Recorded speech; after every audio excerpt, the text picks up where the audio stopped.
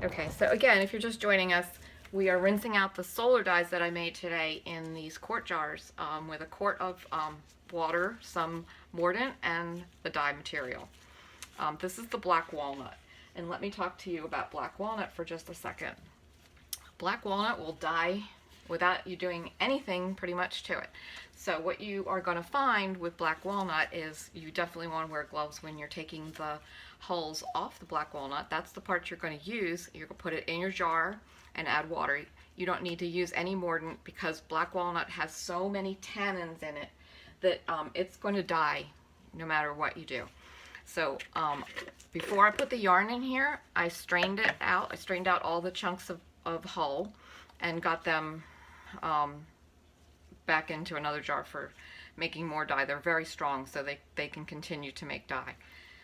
This is the dark brown, and it's very smelly, so we're going to go ahead and rinse this quickly and get this capped again. Black walnut is a smelly dye. You can wear a mask, so if you're bothered by things like that, you should definitely wear a mask. Okay, so. Alright, usually I get a much darker brown from my black walnut, so I'm not sure what happened here today, but this did not take a lot of dye. I don't know why. You have to look into this. But what I'm going to tell you is there's no harm done because I can over dye this. So what I will do with this piece, since it's actually a very light beige, I will just over dye it later at another time. So this is our black walnut, very pale this time. Normally I get a very dark variegated brown. So I'm going to play around with that because I've never had that happen before. So of course it would happen today when I'm videoing. Why wouldn't it? We have black walnut trees around our house, so it's a dye that I'm fairly familiar with, and I've never actually had that happen before. Alright, so I'm going to put that over here. It's still a brown, it's just not a very dark brown. This is hibiscus tea. I'll show you that. I write on the top of these dye jars too, just to remind myself of what I did. I had a great big hibiscus tea bag, like the kind that you would use to make like a gallon of tea, and I put that in the jar with water and a half a cup of vinegar to make a nice dye. And hibiscus is one of those, like those pinky dyes, and the reason that I think it will take really well to solar dyeing is because things like this do really badly if they get too hot. Pokeberry is another one that will turn brown if the water gets too hot. So, well, I'm liking the color so far. Pretty. Nice purpley pink. So I'm going to go ahead and rinse it. And hopefully it'll stick. Looks like it's going to.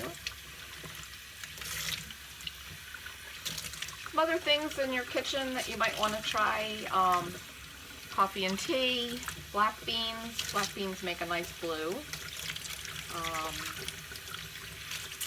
Onion skins. A lot of those are fun to play with. Just the dry onion skins. I save them in a jar.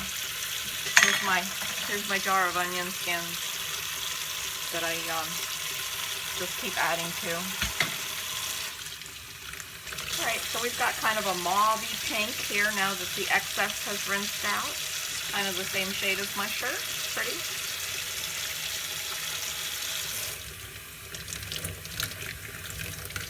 I'm going to go ahead and give that a squeeze. And there we have our light pink from the hibiscus. This is the pinkest I've gotten. When I've played with hibiscus before, I've always ended up overheating it and getting brown. So this is actually the nicest pink that I've gotten from the hibiscus tea.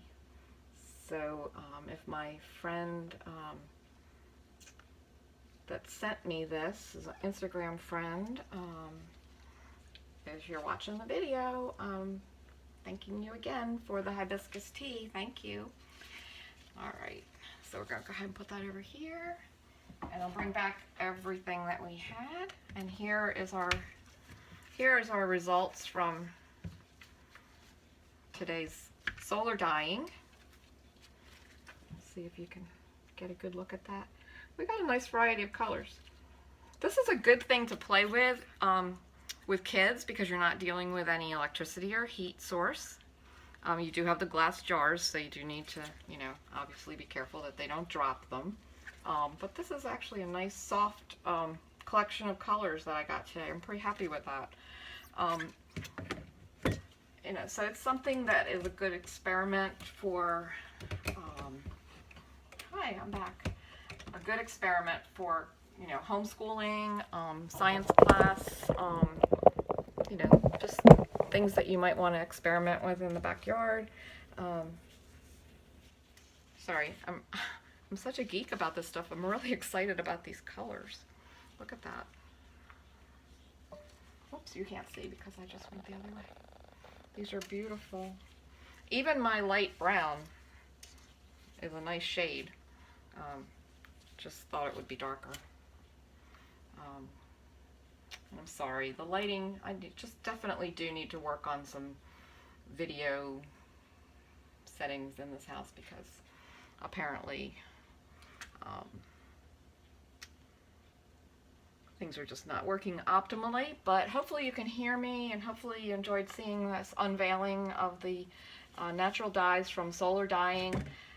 This article will be in an upcoming Countryside magazine with the results from this and some other dyeing information and tips. So if you get Countryside magazine, you can look for it in a couple months. It'll be out on newsstands, or hopefully you're getting a subscription and you'll get it in your mailbox. Thanks, Jess. It was fun to watch, fun to prepare these. And if you get Countryside, you might also have access to their online library of articles. I think you have to sign up, but I think it's free. So I'm not positive on that. Don't hold me to it. But I'll try to find that out for you and put that in the comment section also. If you have any questions, I'm here. If not, I see some of you are dropping off, so I guess you've seen what you wanted to see for today. And I will go ahead and make this video public so people can watch it again later. Thanks so much for joining us. Joining me. It's just me and the dogs, but they're sleeping.